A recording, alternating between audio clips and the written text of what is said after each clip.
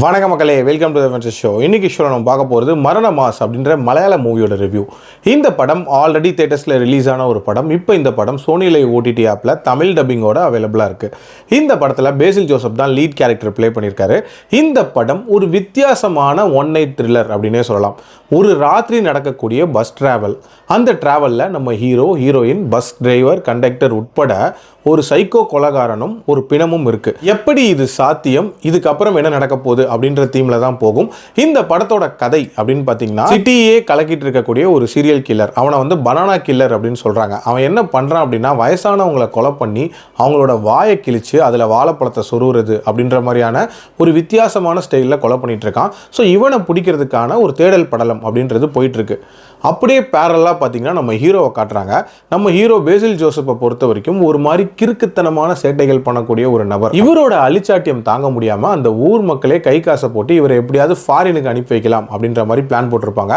இவருக்கு ஒரு லவ் அப்படின்றதும் இருக்கும். இவரோட அந்த கிறுக்குத்தனங்களாலேயே வந்து அந்த லவ் அப்படின்றது பிரேக்கப்பில் போய் முடிஞ்சிருக்கும். ஸோ ஒரு மாதிரி ஃப்ரஸ்ட்ரேட்டடாக இருப்பார். ஸோ இவங்களோட லவ் என்ன ஆக போகுது அப்படின்ற மாதிரியான ஒரு கதை தனியாக நடக்கும். அப்படியே பேரலாக ஒரு பஸ் டிரைவர் அண்ட் கண்டக்டரை காட்டுறாங்க. அதில் அந்த டிரைவருக்கு ரொம்ப நாளைக்கு அப்புறமேட்டு இப்போ தான் வந்து கல்யாணம் ஃபிக்ஸ் ஆகிருக்கும். ஸோ அது நடக்குமா நடக்காதா அப்படின்ற ஒரு கேள்வி இருக்கும். அதே மாதிரி அந்த கண்டக்டர் இருக்கார்ல, அவர் வந்து தன்னோட அப்பாவை சின்ன வயசுலேயே தொலைச்சிருப்பாரு. அவங்க அப்பாவை திருப்பி மீட் பண்ணுவாரா இல்லையா அப்படின்ற ஒரு விஷயம் இருக்கும். லாஸ்ட்டாக பார்த்தீங்கன்னா ஒரு வயசான பெரியவரை காட்டுவாங்க. ஒரு விதமான காமவெறி பிடிச்ச ஒரு கிழவன் அப்படின்னே சொல்லலாம். ஸோ அவன் என்னென்ன மாதிரியான விஷயங்கள் பண்ணுறான் அப்படின்றது ஒரு தனி பிளாட்டாக இருக்கும். ஸோ இந்த கேரக்டர்ஸ் எல்லாம் ஒரு ராத்திரி ஒரு பஸ்ஸுக்குள்ளே எப்படி ஒன்றா வராங்க, என்ன மாதிரியான சம்பவம் நடக்குது, அதை மறைக்கிறதுக்கு என்னென்ன விஷயங்கள் பண்ணுறாங்க, டுவர்ட்ஸ் தி எண்ட் என்ன ஆகுது அப்படின்றது அந்த படத்தோட கதை. எனக்கு இந்த படத்தில் பிடிச்ச விஷயமே இந்த படத்தோட ஃபன் மொமெண்ட்ஸ் அப்படின்னே சொல்லலாம். ஒரு வித்தியாசமான சிச்சுவேஷனல் டார்க் காமெடி அப்படின்றது இதில் ட்ரை பண்ணியிருப்பாங்க. நிறைய இடங்களில் அது ரொம்ப சூப்பராக ஒர்க் அவுட் ஆயிருக்கு அப்படின்னே சொல்லலாம். எஸ்பெஷலி அந்த பிணத்தை மறைக்கிறதுக்கு இவங்க பண்ணக்கூடிய முயற்சிகள் அப்படின்றது எல்லாமே ரொம்ப ரொம்ப நீட்டாக இருந்துச்சு. அதே மாதிரி பேசில் ஜோசப்போட ரோல் அப்படின்றதும் ஒரு இன்ட்ரெஸ்டிங்கான ரோலாக இருக்கும். அதாவது ஆல்ஃபா மேல் கேள்விப்பட்டிருப்பீங்களா, அதே மாதிரி இதில் சிக்மா மேல் அப்படின்ற மாதிரியான ஒரு கேரக்டர் ப்ளே பண்ணியிருப்பாரு.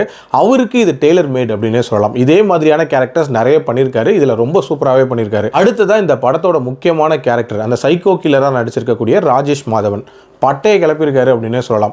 அதாவது ஒரு மாதிரி ஃபன் கலந்து சீரியஸ் கேரக்டர் அப்படின்ற மாதிரி காட்டியிருப்பாங்க. அந்த ஃபன் மோடில் இருக்கும் போது நமக்கும் ஒரு மாதிரியான ஃபன் ஃபீல் வரும். அந்த சீரியஸ் மோடுக்கு அவர் டிரான்ஸ்ஃபார்ம் ஆவார்ல, அந்த மொமெண்ட்டில் ஒரு மாதிரி ஸ்கேரியாக இருந்துச்சு அப்படின்னே சொல்லலாம். உண்மையிலே சூப்பராக பண்ணியிருந்தாரு. ஆல்சோ அந்த கிளைமேக்ஸில் வரக்கூடிய அந்த ஃபைட் சீக்வன்சஸ் அப்படின்றதும் பிரமாதமாக இருந்துச்சு. ஆல்சோ இந்த படத்தில் ஒரு சில விஷயங்கள் கொஞ்சம் இன்ட்ரெஸ்டிங்காகவே பண்ணியிருந்தாங்க. உதாரணத்துக்கு ஹீரோக்கு 3 டைட்டில் கார்டு போடுவாங்க. 3மே வித்தியாசமான டைட்டில் கார்டாக இருக்கும் அப்படின்னே சொல்லலாம். அதே மாதிரி அந்த பெப்பர் ஸ்ப்ரே அதை யூஸ் பண்ணுற இடங்கள் அப்படின்றதும் இன்ட்ரெஸ்டிங்காக இருந்துச்சு.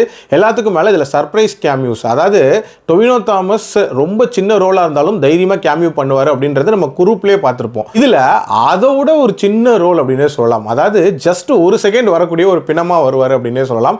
அதே மாதிரி குரு சோமசுந்தரமும் பார்த்தீங்கன்னா ஒரு சின்ன ரோல் தான், பட் அதுவுமே ஒரு மாதிரி இன்ட்ரெஸ்டிங்காக இருந்துச்சு.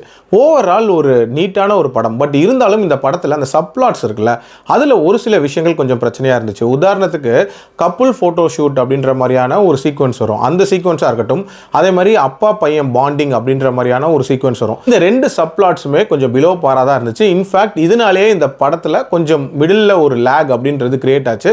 பட் ஓவரால் இது ஒரு தரமான படம். கண்டிப்பாக ட்ரை பண்ணி பார்க்கலாம். என்னோட ரேட்டிங் இந்த படத்துக்கு 3.3 out of 5. அடல்ட் கண்டென்ட்டை பொறுத்த வரைக்கும் ஸ்டார்டிங்கில் கொஞ்சம் வைலன்ஸ் இருக்குமே தவிர மற்றபடி பார்க்கலாம். மீண்டும் அடுத்த விமர்சனத்தில் சந்திக்கிறேன். நன்றி, வணக்கம்.